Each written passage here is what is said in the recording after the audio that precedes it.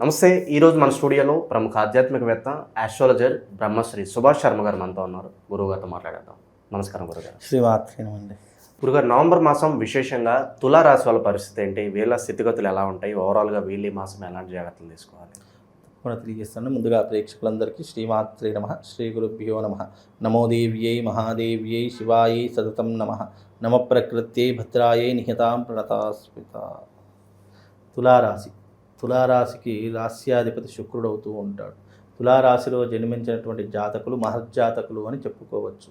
వీళ్ళు గొప్ప తత్వవేత్తలు గాను, మంచి ఫిలాసఫర్ గాను, లేదా న్యాయ సంబంధమైనటువంటి విషయాల్లో మంచి సక్సెస్ సాధించినటువంటి వ్యవహారంలోను, లేదా పోలీస్ యంత్రాంగం, మిలిటరీ, ఎయిర్ ఫోర్సు ఇలాంటి రంగాల్లో ఎక్కువగా రాణించేటటువంటి జాతకుల్లో తులారాశి వారు ఒకరు అని చెప్పుకోవచ్చు.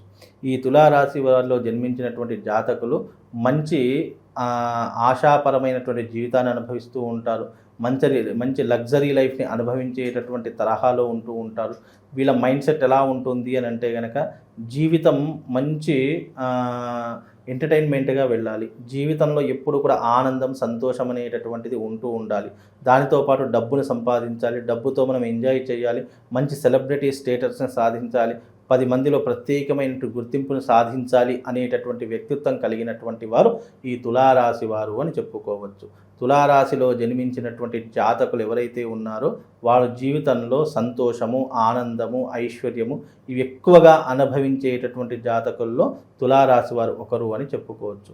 వీళ్ళకి ఎక్కువగా ఏమిటి అని అంటే కనుక జీవితంలో వీళ్ళు సాఫ్ట్వేర్ రంగం వైపు కావచ్చు, లేదు అంటే కనుక వృత్తి వ్యాపారాదులు పెట్టడానికి ఎక్కువగా అవగాహన కావచ్చు, ఇలాంటి రంగాల్లో ఎక్కువగా ఉండాలని ఆలోచించేటటువంటి వారిలో ఈ తులారాశి వారు ఒకరు అని చెప్పుకోవచ్చు. వీరు ఎప్పుడూ కూడా ఒకరి కింద పని చేయాలి, ఒకరి కింద ఎప్పుడూ కూడా మగ్గుతూ బ్రతకాలి అనేటటువంటి ఆలోచనలు వీళ్ళకి అస్సలు ఉండవు. వీళ్ళు స్వేచ్ఛా ప్రపంచాన్ని ఎక్కువగా కోరుకుంటూ ఉంటారు. స్వేచ్ఛా ప్రపంచం అంటే నాకు ఎవ్వరూ కూడా అడ్డు చెప్పకూడదు, నాకెవ్వరూ కూడా ఆంక్షలు పెట్టకూడదు, నాకెవ్వరు కూడా అడ్డంకులు చెప్పకూడదు అనేటటువంటి తరహాల్లో వీళ్ళు ఎక్కువగా ప్రయత్నం చేస్తూ ఉంటారు. అంటే వీళ్ళకి స్వేచ్ఛా ప్రపంచము, వీళ్ళకి ఇండిపెండెంట్ లైఫ్ అనేటటువంటి చాలా ఎక్కువగా ఇష్టమవుతూ ఉంటుంది. కాబట్టి వీళ్ళు ఇండిపెండెంట్గా ఉండడానికి ఎక్కువగా ఇష్టపడుతూ ఉంటారు. అలాగే వీళ్ళ జీవితంలో ఎక్కువగా అంటే తులారాశిలో జన్మించినటువంటి జాతకులు ఎప్పుడైనా గుర్తుపెట్టుకోండి, ఒకటికి మించి వివాహాలు ఎక్కువగా జరిగేటటువంటి అవకాశాలు ఉంటాయి. బికాజ్ తులారాశిలో జన్మించినటువంటి జాతకులు వివాహం అన్నదానికి అర్థం ఏమిటి అంటే కనుక పెళ్ళే అనేటటువంటిది కాదు, సత్సంబంధాలు పెట్టుకోవడం కావచ్చు, రిలేషన్షిప్ పెట్టుకోవడం కావచ్చు, ఎప్పటికప్పుడు మల్టిపుల్ రిలేషన్స్ కావచ్చు. లాంగ్ టర్మ్లో వీళ్ళకి ఇబ్బందులు, లాంగ్ టర్మ్ కూడా ఎప్పుడు కూడా పెట్టుకోరు, షార్ట్ టర్మే ఉంటాయి వీళ్ళకి. అంటే ఏదైనా 1 సంవత్సరం, 2 సంవత్సరాలు, 2 సంవత్సరాలు, 3 సంవత్సరాలు ఇట్లా ఆ అమ్మాయి వెళ్ళిపోయిన మరి ఇంకో అమ్మాయి, ఇలాంటి తరహాలు. అంటే లైఫ్ని ఎంజాయ్ చేయాలి అనుకునే తరహాల్లో ఇదొక వ్యసన బాటుగా అయ్యేటటువంటి అవకాశం ఉంటూ ఉంటుంది. ఇది ఒక వ్యసనంలా తయారవుతుంది, దాన్ని ఎవరు మార్చలేరు. బికాజ్ జన్మజాతకం కావచ్చు, గోచార ఫలితాలు కావచ్చు, ఆ రాశిలో పుట్టినటువంటి జాతకులు కావచ్చు, ఎక్కువగా అమ్మాయిల యొక్క వ్యవహారాలలో ఎక్కువగా ఇమిడీకృతమై ఉంటాయి. కాబట్టి ఇలాంటి తరహాలు తులారాశిలో ఎక్కువగా జరుగుతూ ఉంటాయి. కాబట్టి ఇలాంటివి సందర్భాలు వాళ్ళ జీవితంలో ఏర్పడుతూ ఉంటాయి. కాలక్రమేణా ఏదైనా గోచార ఫలితాలు ఏంటంటే కాలంలో వాళ్ళని ఎటువైపు తీసుకొని వెళతాయో అనేటటువంటిది గోచార ఫలితాలు నిర్ణయిస్తాయి. మనం నిర్ణయించడానికి ఏమీ ఉండదు. మనం ఎప్పుడూ కూడా మానవుడు ఒక్కటి విషయం గుర్తుపెట్టుకోండి, మనిషి ఎప్పుడు కూడా తెలిసి తప్పు చేయాలి అని ఎవ్వరూ అనుకోరు. ఇప్పుడు తెలిసి నేను అగ్గి మీద చేయి పెడతానని ఎవరూ అనుకోరు. తెలిసి సముద్రంలో దుంకుతానని ఎవ్వరూ అనుకోరు. తెలిసి అక్కడ నష్టం ఉంది అని తెలిసి మనం అక్కడికి వెళ్ళము. మనల్ని అక్కడ తీసుకుని వెళ్ళేటటువంటి గోచార ఫలితాలు. మనిషిగా పుట్టినవాడు ఎవ్వడూ చెడ్డవాడు కాదండి.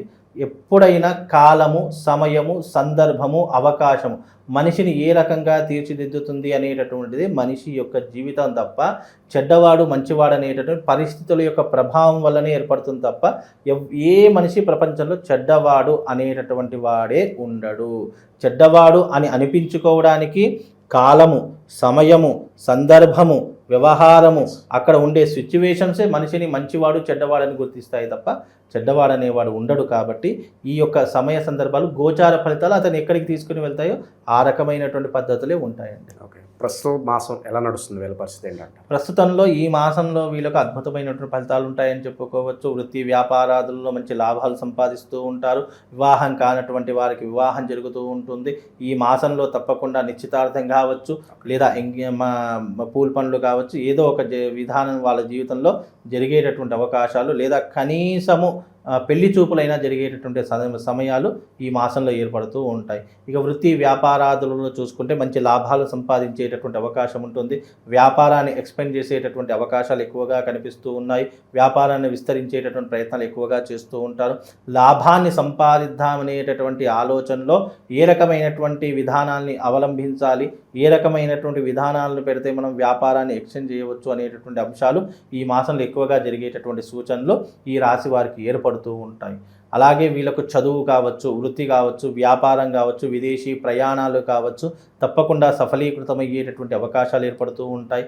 వృత్తి వ్యాపారాదుల్లో మంచి లాభాలు గడిస్తూ ఉంటారు.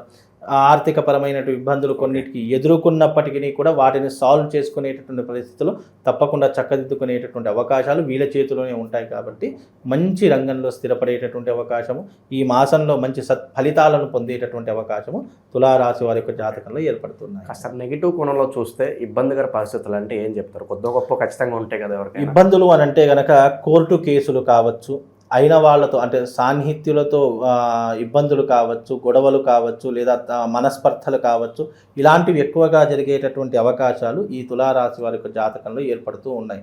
అంటే అయిన వాళ్ళతో ఇబ్బందులు మీన్స్ బంధువులతో కావచ్చు, వ్యాపారాలలో ఉన్నటువంటి పార్ట్నర్స్తో కావచ్చు, లేదు అని అంటే కనుక మనకు ఎవరైతే స్నేహితులు అని అనుకుంటున్నామో, ఎవరైతే ప్రాణ స్నేహితులు అనుకుంటున్నామో వాళ్ళతో ఇబ్బందులు కావచ్చు, ఇలాంటివి ఎక్కువగా వచ్చేటటువంటి అవకాశం ఈ మాసంలో ఏర్పడుతూ ఉంటుంది. ఈ మాసంలో తులారాశి వారు కంట్రోల్గా ఉండడం చాలా ఉత్తమము. మనల్ని మనం నియంత్రించుకొని మనం కొన్ని విషయాల్లో ఓపిక పట్టడం అనేటటువంటి చాలా ముఖ్యం. కనుక తులారాశి వారికి చెప్పేది ఏంటంటే ఈ మాసంలో మీరు కొద్దిగా ఓపిక సహనం అనేటటువంటిది పడితే భవిష్యత్తు మీకు అద్భుతమైనటువంటి బాట వేస్తుంది. మీరు తొందరపడి నిర్ణయాలు తీసుకున్నా, కోపం ఆవేశానికి వచ్చినా, లేదు అని అంటే కనుక ఏదైనా తొందరపడి వేరే నిర్ణయాలలోకి వెళ్ళిపోయినా మీ భవిష్యత్తు అనేటటువంటిది మారదు. కాబట్టి తులారాశి వారికి ఓపిక సహనం అనేటటువంటి చాలా ముఖ్యం. అది కొద్దిగా జాగ్రత్తతో తీసుకునే ప్రయత్నం చేయండి. ఓకే, ఇక ఓవరాల్గా ఎట్లాంటి రెమెడీస్ తీసుకుంటే బాగుంటుంది ఈ మాసం? ఈ మాసంలో తులారాశి వారు ఏదైనా రెమెడీ చేసుకోవాలి అని అనుకుంటే గనక తప్పకుండా వీళ్ళు ప్రవాళ గణపతి లాకెట్ని ధరించుకునే ప్రయత్నం చేయండి, లేదా కరంగలి మాల ధరించుకునే ప్రయత్నం చేయండి. ఎందుకు అనంటే కనుక నెగిటివ్ ఇంపాక్ట్ రాకుండా ఉంటుంది. అలాగే మీ జీవితంలో ఆర్థికపరమైన ఇబ్బందులను దాటుకోవడానికి, నెగిటివ్ ఇంపాక్ట్ని మీ మీద పడకుండా ఉంచుకోవడానికి, అలాగే రాబోయేటటువంటి రోజుల్లో మీకు మీరు నియంత్రించుకోవడానికి, మీకు మీరు రక్షణా కవచాన్ని ఏర్పరచుకోవడానికి కరంగలి మాల లేదా ప్రవాళ గణపతి ఈ రెండిట్లో ఏదో ఒక మాలను ధరించుకునే ప్రయత్నం చేయండి. అలాగే మీకు ఒక మంత్రం చెప్తాను, ఆ మంత్రాన్ని ప్రతిరోజు పాటించుకునేటటువంటి ప్రయత్నం చేయండి. దేవానాంచ ఋషీనాంచ గురు కాంచన సన్నిభం వందనీయంతు లోకేశం తం నమామి బృహస్పతిం. బృహస్పతికి సంబంధించినటువంటి మంత్రం. ఈ మంత్రాన్ని ప్రతిరోజు ఉచ్చారణ చేసుకుంటూ ఉండండి. తద్వారా మీకు శుభం లాభంతో పాటు అదృష్ట యోగం కూడా కలుగుతుంది. చాలా బాగా వివరించారు. ధన్యవాదాలు. శ్రీమాన్.